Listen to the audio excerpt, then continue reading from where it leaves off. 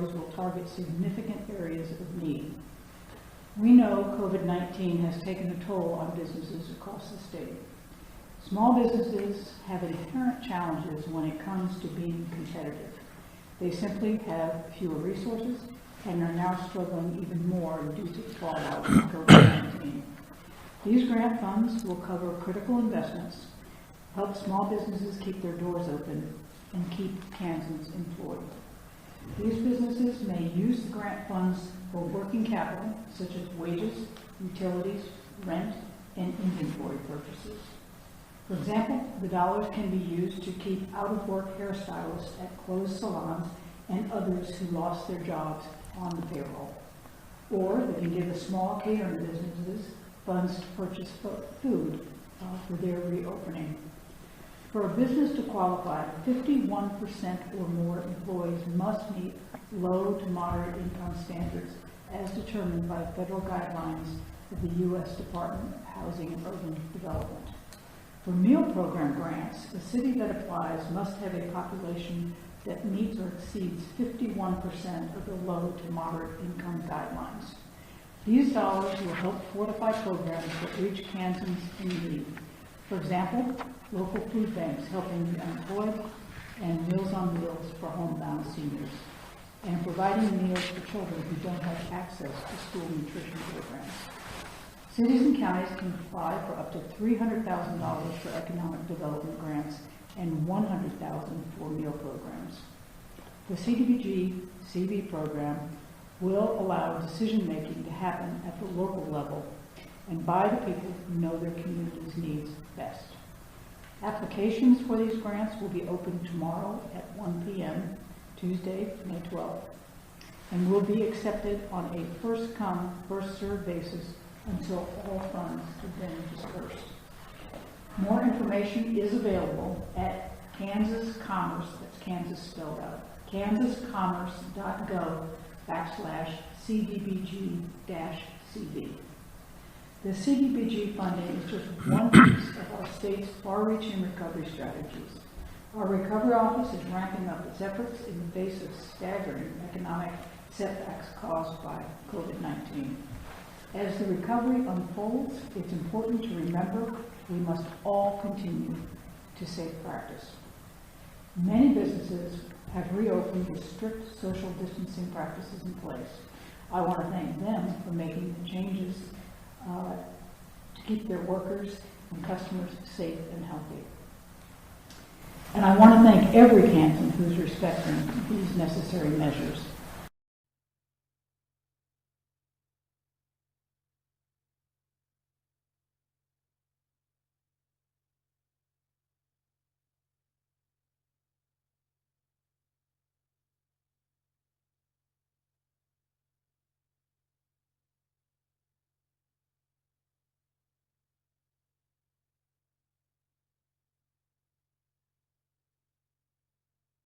To continue the gradual reopening of our economy and our state. I know it's difficult, but we cannot let our guard down.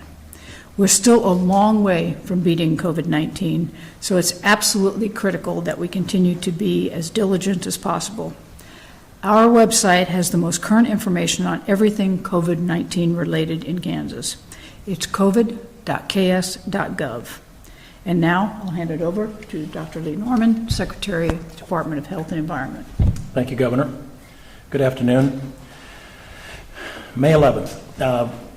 As of this date, we have 7,116 positive cases in the state of Kansas, which is an increase in 132 cases since yesterday, 46,993 negatives, 158 deaths, an increase of 1 from yesterday, and the day before, we had no deaths recorded.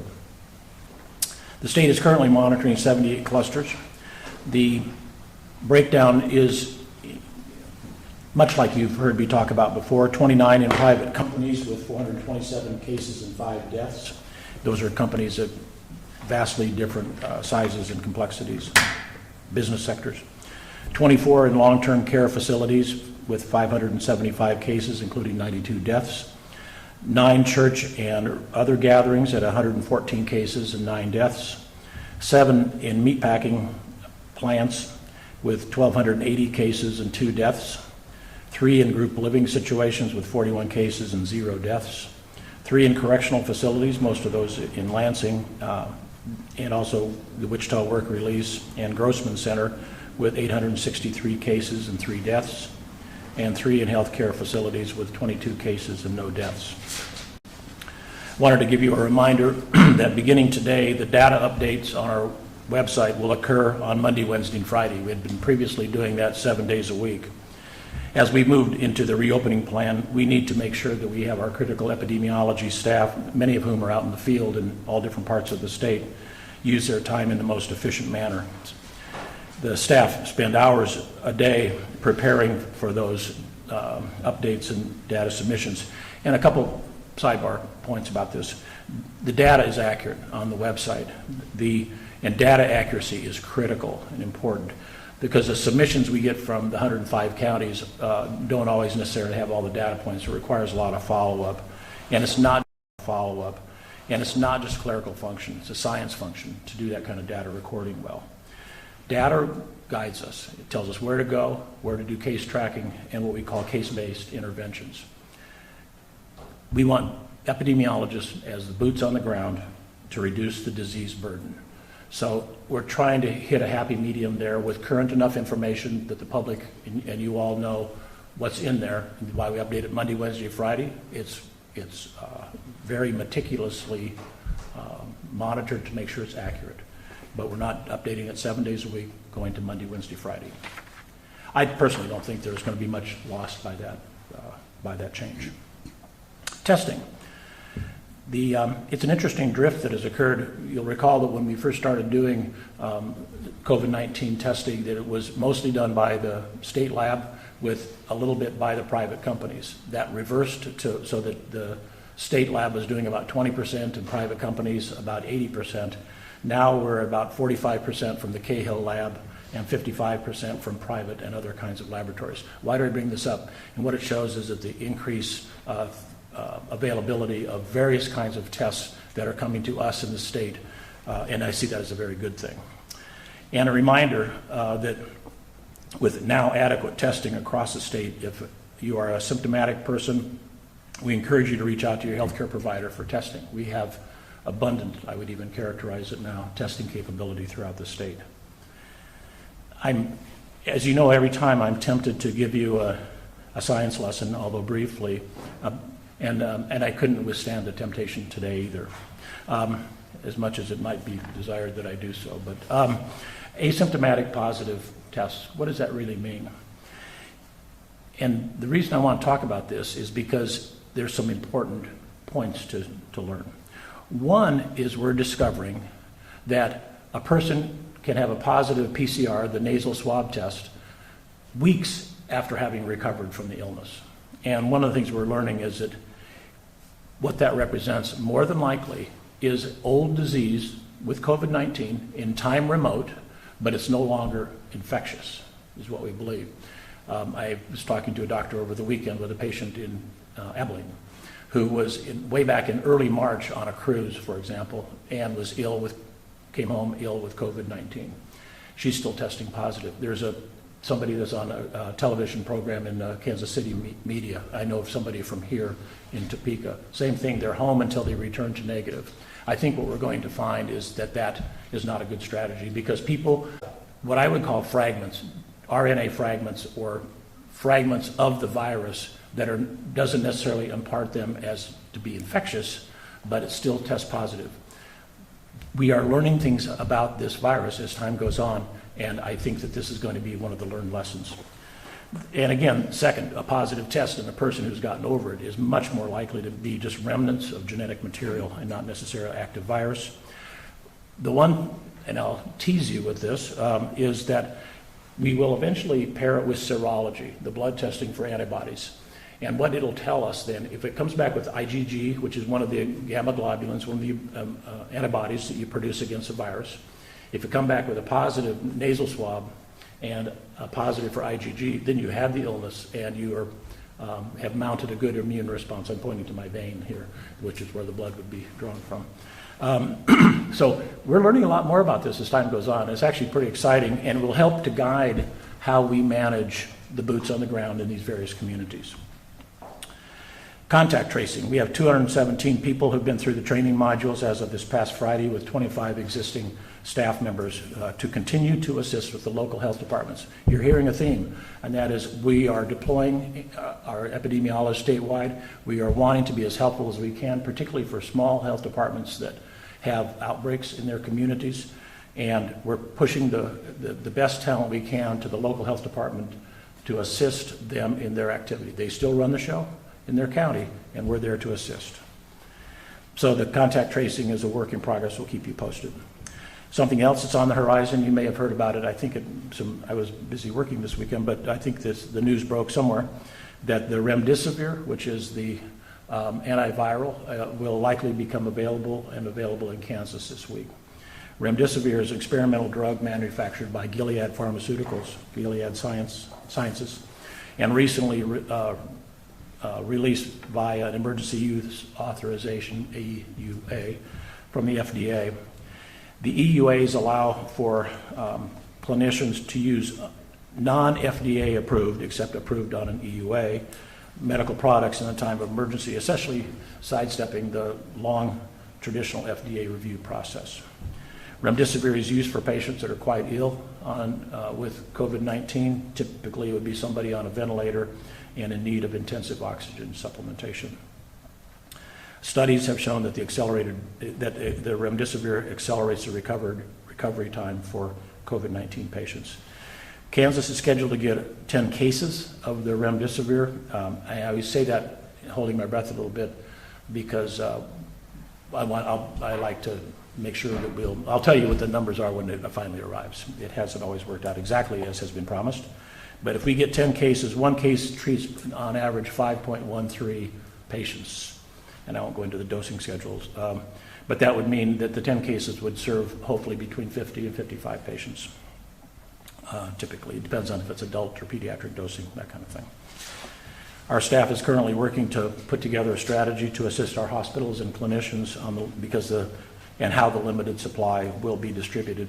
In reality, we'll have very little leeway in terms of the recommendations we make, because it's one thing about the 38-page EUA, it's very prescriptive in terms of who can get it and what the dosage are, and then what kind of information follow-up there is for the remdesivir. Finally, phase one, we're into it a number of days now. Recall that it takes a number of days for the information actually come into us as a state agency. So we think of us being on about day 5 or 6 of phase one, and it's going to take a while to gain all the information that we can gain. Governor and I and her staff and the rest of my agency staff will be putting our heads together on how we're doing on the metrics, because that's going to really drive a significant amount of the thinking, I'm sure, in terms of the where we will be in the various staging of the recovery. We'll be a lot smarter by even mid to late week. Why mid to late week? Because the cases that become positive are usually on day 4 to 7 following exposure. So if you think about it now, phase one is highly reflective of what was happening in the 14 days before entering phase one. So it'll take a few days and a number of days into now phase one to understand the effect of phase one. So 4 to 7 days of lag time is the average before becoming symptomatic oneself. That's why I say that from mid to late week we'll be a lot more knowledgeable. And it is not going to be easy to interpret. It'll be a confusing discussion. Why? The reason is because we are doing so much more testing. And all along we've said there's going to be a lot of illness out there that's been undiagnosed, and we've had because of the lack of testing ability. So there's going to be an uptick in the total amount of cases, which of course we see as a good thing, because that, again, we turn it over to the boots on the ground for the case-based interventions, management by local health departments, and epidemiology doing their contact tracing. So what I see this as is we're moving through the work that needs to be done. So it's a bit of art and science to interpreting the data. Hospitalizations and death rates are pretty easy because those are endpoints that are binary, yes or no. And we're improving, we're stable to improving on hospitalization and death rates per capita. The tricky one that will require both science and art will be on the discussion of new cases at this time when we're having all these much more testing available to us and different testing modalities. That's the end of my comments. Okay, very good. Questions?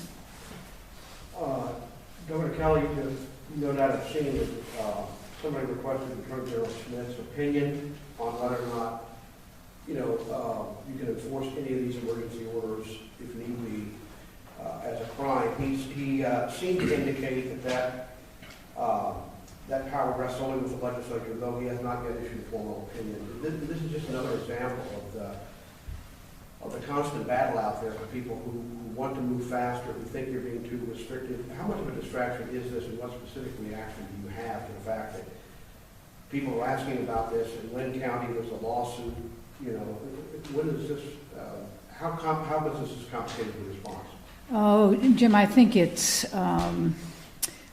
partly pent-up frustration. I think everybody is getting some coronavirus fatigue here, whether they are business owners or local citizens or even elected officials. And so I think that's part of what we're seeing. In terms of the specific Attorney General's opinion, I'm not sure that his office and my office have had an opportunity to discuss that particular opinion, but I can tell you that on every executive order that we have released to date, we have spent a lot of time working with the Attorney General's office to try to get it right before we put it out. So we'll talk with him about this one too and see what it is he means. Obviously, I think executive orders without teeth are useless. So I think there has to be some mechanism for enforcement. That has traditionally been at the local level. I expect it should stay at the local level. But in terms of the specifics on that opinion by the Attorney General, we need to have a conversation with him. Governor, we've heard from some inmates who have been moved to the Lansing facility or their families that guards aren't wearing masks, they aren't able to change their clothes, they aren't able to contact their family, the list goes on. And there's a big concern that they're kind of being sent to this facility to eventually get sick and not be able to even contact their family. Have you heard about this? And if so, what is the Department of Corrections doing to make sure those inmates are safe? I have not heard specifically about that issue at Lansing or, quite honestly, at any other correctional facility. It is my understanding that from the very beginning, the Department of Corrections put in some protocols to ensure the safety of not only the inmates but the staff also. And I know that of course would include personal protective equipment and the ability to isolate as much as possible. I think they're doing that via cohorts, just because there's prisons are what they are. And by their very nature, you have a lot of people living in close contact. But I think they've tried to separate folks out as much to contain exposure to the virus or spreading of the virus. So, I'll look into it, but I haven't heard anything specific about that. And Governor, if I may, Okay. all the offenders have been tested. So at least at that moment in time, we know the positives and negatives, and then, as the governor points out, are cohorted appropriately. And are those positives being separated from? Yeah. Yeah. Dr. Norman, last week KDHE added probable cases to its count for the first time. Those include, for example, cases where antibody tests were involved. This week, the probable category is gone from the data set. Why is that? I saw it today. Did you? Yeah. Uh-huh. Okay. I wasn't aware of it. He said, if I had to guess, it's maybe because the counties can't vet the probable causes to a level that's satisfactory to KDHE. So. No, the question is on probable, and this goes back to the art versus science in terms of interpreting data, and you're exactly right, Jim. The probable means that a person has a positive antibody test and has had symptoms that are suggestive that they had the illness. That's the CDC case definition of meaning probable, and we include probable in our cases, case count. Had or had? We do now. No, but They're symptomatic, so they have the virus currently. Or had. Or had. Yeah. And the reason, again, on the serology, the antibody test, is that the antibody tests available have not been specific for COVID-19. It's for the common cold coronavirus, for example. Until we get and we're right there right now with this, with the COVID-19 specific antibodies. The companies are scrambling to develop it as quickly as they can. We have one of the companies here in Kansas, actually, that has a COVID-19 specific antibody that they're rating for an EUA so that we can start using it. That is a case closed. If they've got a COVID-19 specific antibody, they've had COVID-19. As far as you know, the probables are still being listed in the data set. Yes, they are. I looked at it today, as a matter of fact, online. Yeah, I think what you might be referring to, Jim, is they did not make it onto the report that you saw, Okay. or that Celia saw. As opposed to last week, where I think there were at least 2 days when we had probables listed. Depending on the jurisdiction, these rules are kind of all over the map. You're aware that there's this, in Kansas City, restaurants are going to have people who come in and stay for 10 minutes. The restaurants are being asked to keep a log of people who come in, I suppose, to help in contact tracing. I mean, that's not in force here in Kansas. As you move more into this, though, and the data, and it becomes, the art and the science becomes more difficult to factor out. How important is it going to be that you have data and records that indicate where people were and when for the contact tracing you see moving into something like this? We have not put that out as guidance, but it is terrifically helpful to have that contact information. Because otherwise, occasionally what we have to do is, if there's been a cluster in an establishment and there's been quite a number of people that have come through, then we put that out there by name of the establishment to alert people that during that interval of time that they need to be vigilant, and certainly if they become symptomatic, to seek care early on in the course of the illness. We have not put that out as guidance. I think that it's always how much does one want to interfere with somebody's privacy and freedoms, and we've not been asked to give that guidance. We've been silent on that.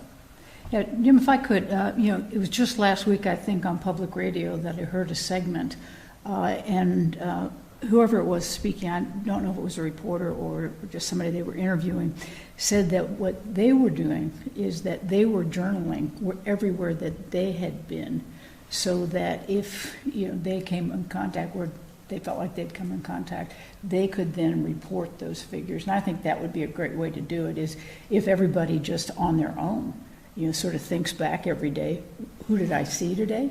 And just jot it down, so just in case you get one of the calls from Dr. Norman's contact tracer, that you'd be able to go right back and say, I was at restaurant XYZ between 1 and 1:15 today. How far along are you where you'd like to be in contact tracing, and what else do we need to get to where you are, or where you'd like to be? We just need more people. We have our own internal staff that we've added 25.